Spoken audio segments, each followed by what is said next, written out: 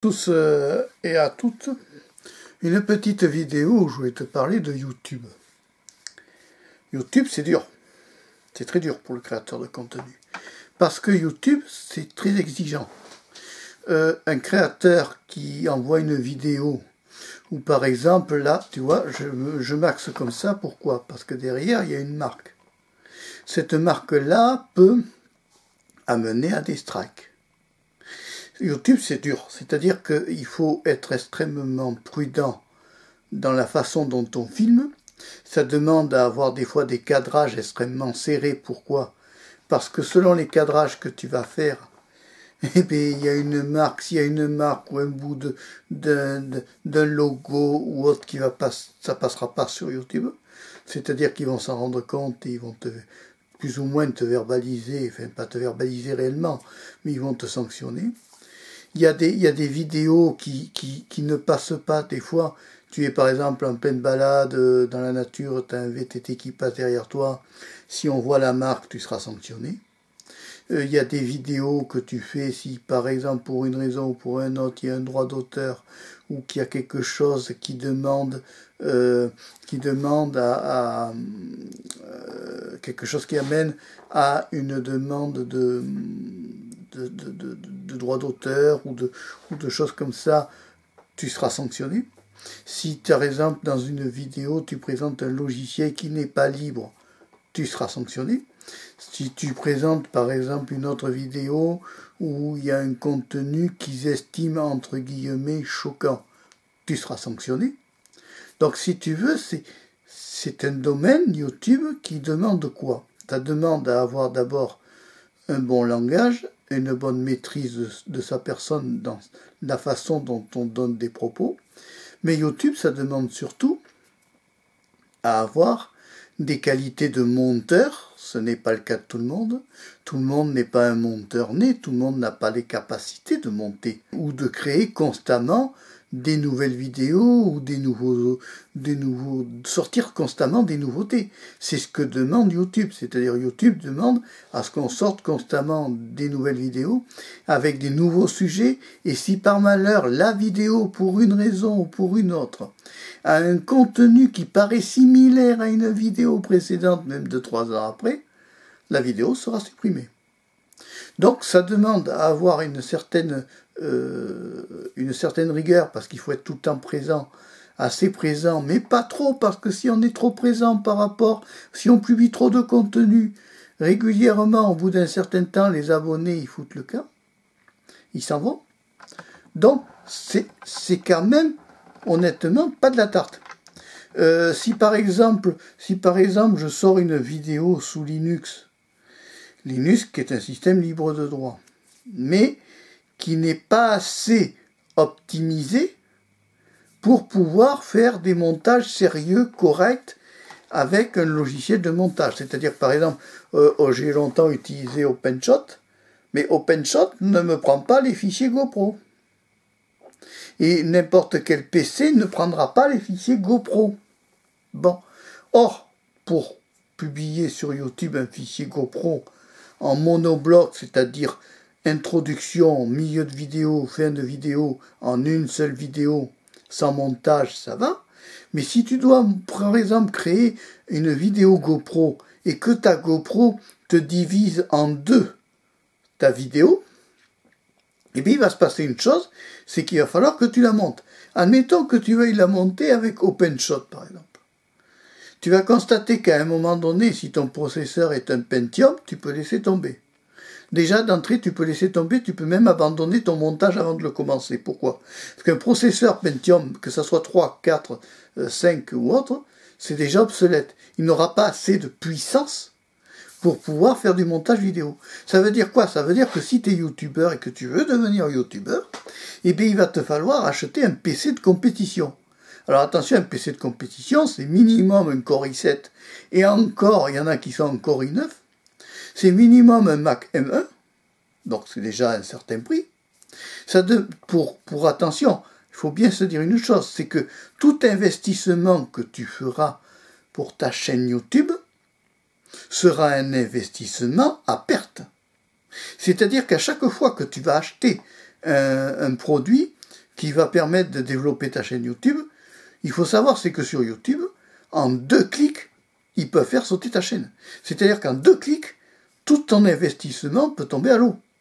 C'est-à-dire que si tu as payé, par exemple, des gens, des monteurs professionnels pour faire tes vidéos, et que les autres, en 2 clics, ils peuvent te faire gicler ton contenu, eh bien, ça amenuise complètement ton travail.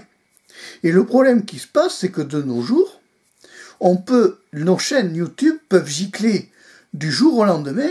Une vidéo peut gicler, par exemple, pour un éclairage. Alors là, tu vois, j'ai un éclairage qui est pas directif, mais je me sers du lampadaire, on est le soir. Bon, mais par exemple, tu as certaines personnes, s'il n'y a pas assez de bon son, ils éjectent la vidéo, c'est-à-dire qu'ils ne la représentent pas. Si par exemple, tu as une marque sur ta paire de lunettes et qu'ils trouvent la marque qui est sur ta paire de lunettes, en zoomant, on sent qu'ils ont que ça à faire les mecs, eh bien ils vont te faire gicler la vidéo. Même si le contenu est intelligent ou productif ou qui peut t'aider à quelque chose. Il faut bien le savoir ça. C'est que nous sommes sur un siège éjectable à tout moment. Et c'est ça le problème. C'est terrible. Parce que nous ne pouvons pas croire en la pérennité de nos vidéos en sachant qu'il y a des robots qui gèrent les vidéos, c'est embêtant, en sachant que tu as peut-être des contrôles manuels avec des personnes, mais je ne sais pas s'il y a vraiment des humains derrière. Il faut savoir, c'est qu'on publie quand même sur des serveurs qui sont publics, ils ont une solidité au niveau des serveurs assez impressionnant, et tout ce qu'on leur balance dans la tronche au serveur, c'est impressionnant, et ça tient le coup. Mais le grand problème de youtubeur moyen, le youtubeur débutant, qui démarre, qui crée sa chaîne et qui démarre, il a quand même un gros investissement à faire au départ. Alors, bien sûr, ils te disent tu peux filmer avec ton smartphone. Oui, mais attention, certains smartphones n'ont pas la mise au point rapide. Il faut des objectifs qui ont des mises au point extrêmement rapides. Tu le regarderas sur certaines anciennes vidéos que j'ai des problèmes de mise au point. Problèmes de mise au point, pourquoi? Parce que j'ai des problèmes aussi d'éclairage. Le problème, c'est qu'attention, pour faire une vidéo YouTube, ça demande à avoir un certain éclairage. Là, tu vois, c'est un éclairage pourri. Pourquoi? Parce que je me sers du plafonnier, et cet éclairage du plafonnier qui est en haut me donne un éclairage qui n'est pas bon.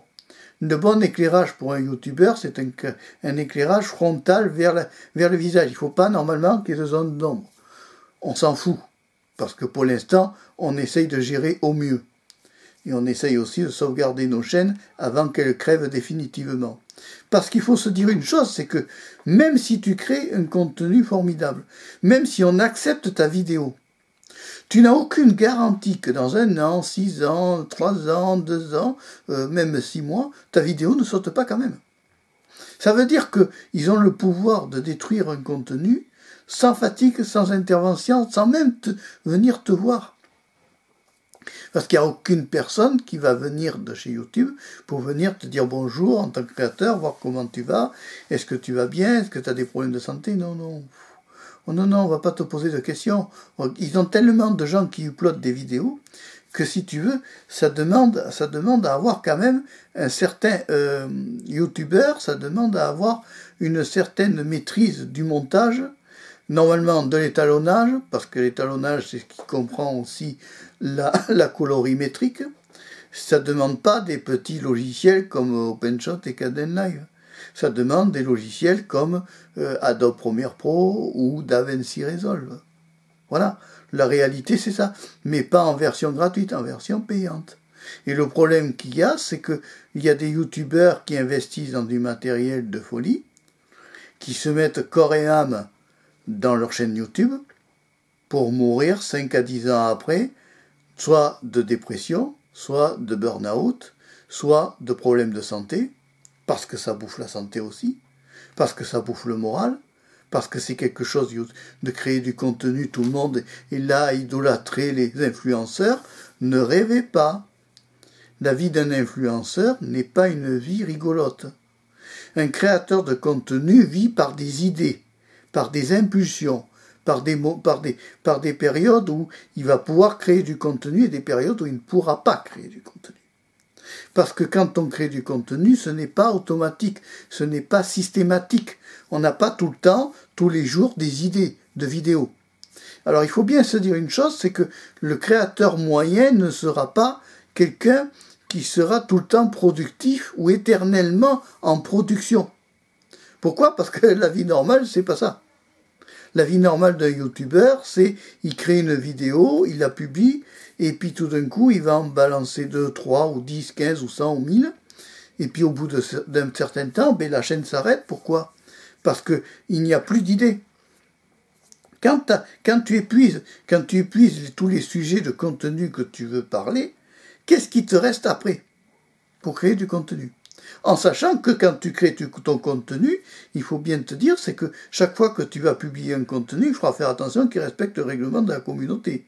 Qui ce même règlement de la communauté de YouTube est très instable, puisque d'une année sur l'autre, il y a des choses qui évoluent. C'est un progrès d'une plateforme, ok. Mais d'une année sur l'autre, tu auras aussi des réglementations qui vont s'ajouter. Donc des réglementations qui sont mondiales, donc européennes, ou des fois hors UE. Il y a des réglementations privées. Ce qui fait que ces réglementations qui sont hors UE s'appliquent aussi pour toi, en tant que créateur. Et c'est là la difficulté. J'essaye de cacher ma marque et c'est pas facile. Et c'est là la difficulté, si tu veux. C'est-à-dire qu'il faut bien se dire une chose, c'est que tout contenu que l'on publie peut être supprimé à tout moment. Et du reste, la chaîne même peut être supprimée à tout moment. J'en ai fait les frais. Donc, si j'ai un conseil à donner aux youtubeurs moyens, c'est de ne pas mettre tous ses œufs dans le même panier. Pourquoi? Parce que si tu donnes tout à une plateforme, le jour où la plateforme va faire sauter ta chaîne, tu peux dire au revoir à tout ton travail. Tandis que si tu multiplies les plateformes, en créant des sous-chaînes en quelque sorte, dans des plateformes autres, tu vas d'abord sauvegarder ce que tu fais, mais c'est surtout tu vas te garantir d'avoir une sauvegarde de ton travail. Parce que le problème de la vidéo, mettez-vous bien ça dans la tête, c'est que la vidéo, c'est lourd. C'est un fichier qui est extrêmement lourd. Et le problème d'une vidéo qui est extrêmement lourde, c'est qu'il faut pouvoir la stocker en amont. C'est pas tout de vouloir faire du montage vidéo. Mais si t'as pas un bon disque dur, par exemple, par derrière, pour stocker ton contenu, ben, si tu prends le PC de la grand-mère qui est sous Windows 7, par exemple, et qui a un processeur Pentium, tu vas voir qu'à l'exportation, tu vas entendre comme des drôles de bruit dans l'ordinateur. Pourquoi? Parce que ces PC-là, à l'époque, sous Windows 7, là j'ai un PC en bas qui est sous un Intel Core i5. Intel Core i5, ça ne sera jamais un processeur capable de gérer une grosse vidéo, par exemple, montée en 4K. C'est pas possible. Donc, il faut bien se dire une chose, c'est que quand tu vas créer une vidéo et que tu vas vouloir l'encoder et l'exporter sur le disque dur une fois que tu auras fini ton montage, il va te falloir un PC qui a de la patate. Hein. Et c'est pas de la patate en pomme de terre, là c'est de la vraie patate. C'est-à-dire qu'il va falloir de la puissance. Et la puissance, ça coûte cher. Parce qu'automatiquement, et ça coûte cher et ça demande un investissement à perte. Tu vas me dire, oui, j'ai le PC, je peux faire autre chose après avec. Ok. Mais à un moment donné, tu vas te retrouver avec des gros frais et 0 € de gain. Parce qu'il faut savoir, c'est que quand tu vas ouvrir ta chaîne YouTube, toutes les personnes qui ouvrent la chaîne YouTube, qui est nouveau créateur, ne sera pas monétisé de suite. Non, il faut 4000 heures de visionnage plus 1000 abonnés. Mais en plus, ces chaînes-là qui vont publier du contenu régulièrement, c'est YouTube qui va toucher l'argent. C'est-à-dire que YouTube monétisera pour leur propre compte les vidéos. Donc ça veut dire qu'au départ, le créateur va bosser pour le chiffre d'affaires de YouTube et non le créateur va bosser pour son propre chiffre d'affaires. Et ça, c'est une notion importante à savoir. Ça veut dire quoi? Ça veut dire que tous les créateurs de YouTube ne sont pas à la même échelle. Et oui, parce que les créateurs de YouTube qui montent dans l'échelle, ce sont ceux qui ont de la pub. Ceux qui sont les plus mis en avant, ce sont ceux qui ont de la pub. Mais ceux qui n'ont pas de pub seront moins mis en avant. Bien sûr, il n'y a pas de pub à regarder. Donc la vidéo est moins intéressante pour YouTube. C'est cette partie d'équitabilité qui n'existe pas, si tu veux. Donc il faut bien se dire un truc, c'est que si tu dois devenir créateur un jour d'une chaîne YouTube, prends tout ça en compte. Ce que je te dis, c'est la vérité. Prends tout ça en compte avant de prendre ta décision ou même de commencer à publier une seule vidéo. Parce que tu verras que tu vivras des pires cauchemars par moment. Moi, je peux te dire que YouTube, honnêtement, des fois, c'est mon pire cauchemar. Parce que quand tu te retrouves avec tout d'un coup que tu as 0 vue et 0 vue quand tu as enlevé toutes tes vues du jour au lendemain, c'est dur. C'est dur parce que les vues, tu les as grattées honnêtement, tu les as fait. Tu as gravi les échelles honnêtement. Et malheureusement, du jour au lendemain, les YouTube peut décider que ta chaîne meurt. Et là, à ce moment-là, il faut beaucoup de courage pour remonter, rebâtir la chaîne, republier du contenu, en n'étant même pas sûr que les abonnés qui sont sur la chaîne actuelle de YouTube restent dans le temps. Parce que ça, il n'y a aucune garantie. Tu auras toujours une chaîne qui plaira plus qu'une autre. Et le problème, c'est que bien souvent, celles qui plaisent le plus, ce sont les youtubeurs qui ont le plus d'argent. Pourquoi? Parce que les youtubeurs qui ont plus d'argent peuvent avoir des logiciels de montage plus professionnels et donc avoir des meilleurs rendus et des meilleurs résultats. Ça veut dire que même sur une seule plateforme, que ce soit YouTube, Peertube, Odyssey, n'importe laquelle plateforme que tu prendras pour publier du contenu, tu seras toujours en concurrence avec les autres. Et tu seras toujours dans une partie où tu te retrouveras toujours devant une adversité où tu te diras, est-ce que ma chaîne va tenir, est-ce que ma chaîne ne va pas tenir? Parce que c'est toujours pareil. Imagine, tu publies une vidéo actuellement sur Peertube. Qu'est-ce qui me garantit à moi que je vais avoir la pérennité d'une vidéo sur Peertube sur un serveur qui est récent, donc je peux même pas être sûr que le serveur que j'ai choisi durera dans le temps? Ça, c'est un problème. Qu'est-ce qui va me garantir que ça soit pérenne? Rien. Mais comme ça, il n'y a aucune garantie que ma vidéo actuelle que je crée là sera pérenne. Alors, c'est des choses à bien prendre en compte. Prenez tout ça en compte avant de créer du contenu sur YouTube. Prenez tout ça en compte parce que ça va vous arriver, vous allez vous poser les mêmes questions à un moment donné.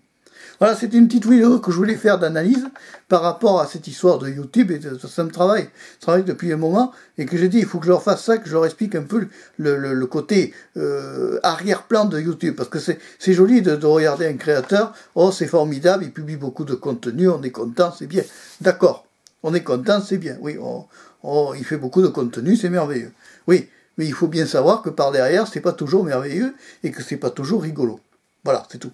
Parce que ne rêve pas, hein. Les marques, elles n'arrivent pas comme ça à te contacter de suite. Hein. Oh non. Tant que tu n'as pas 1000 abonnés ou 2000 ou 10 000 abonnés ou 100 000 abonnés, tu peux toujours courir pour avoir une marque. Hein. Zéro. Personne ne te contacte. Tu es seul sur YouTube et si tu dois finir, tu finiras seul. Le contenu que tu créeras et que tu publieras sur YouTube, tu seras un créateur isolé. Ça, c'est incontestable. Et d'un autre côté, c'est pas plus mal. Le principe du créateur de contenu sur YouTube ne doit pas être un personnage qui communique trop avec son public, qui doit être trop fraternel avec le public. Pourquoi? Parce que ça amène à des abus. Ça, c'est incontestable. Il y a beaucoup de gens qui abusent des créateurs de contenu. Il y a aussi certains grands youtubeurs qui abusent de leur notoriété pour vendre une godise, pour vendre un truc, pour vendre un machin. Ça existe. Il faut le savoir, c'est qu'il y a des youtubeurs qui n'hésitent pas à avoir une activité derrière commerciale. Moi, j'ai l'affiliation. L'affiliation, c'est quand une marque comme Amazon te propose de te fournir soi-disant un éventuel paiement, moyennant que quelqu'un clique sur ton lien et passe une commande en passant par ton lien. Tu n'as même pas 1% de gens qui passent par ton lien, le 3/4 des clics sont des clics avides qui ne servent à rien. Donc, c'est 0 € de gain. D'accord? Qu'on soit bien d'accord. Mais il faut le savoir tout ça. Et il faut bien le prendre en compte avant de se lancer en tant que créateur de contenu. Voilà. C'est une petite analyse que je voulais faire ce soir, comme ça, par rapport à la chaîne YouTube. Et à YouTube, de toute façon, je continue, j'ai pas le choix. Je suis obligé de publier sur YouTube. Sur Peertube, il n'y a pas de vue. Il n'y a personne qui regarde tes vidéos. Peertube ne prend pas tous les formats de contenu. Odyssey non plus, hein, c'est que MP4 H264, le reste c'est même pas la peine. Par exemple, ils prendront jamais Peertube le format ProRes. Ils ne prendront jamais le format GoPro. Ça ne passe pas. Les lecteurs de Peertube ne lisent pas le format GoPro. Il n'y a que YouTube qui permet de le lire. Donc on est plus ou moins obligé de faire avec la plateforme, de développer nos chaînes avec la plateforme, et de continuer avec la plateforme. Parce que c'est un peu un contrat de fidélité, tu sais, main dans la main, contrat de fidélité avec YouTube. Voilà. C'est pour ça que c'est très compliqué et que c'est très dur pour un débutant de développer une chaîne et de créer une audience sur une plateforme aussi grande.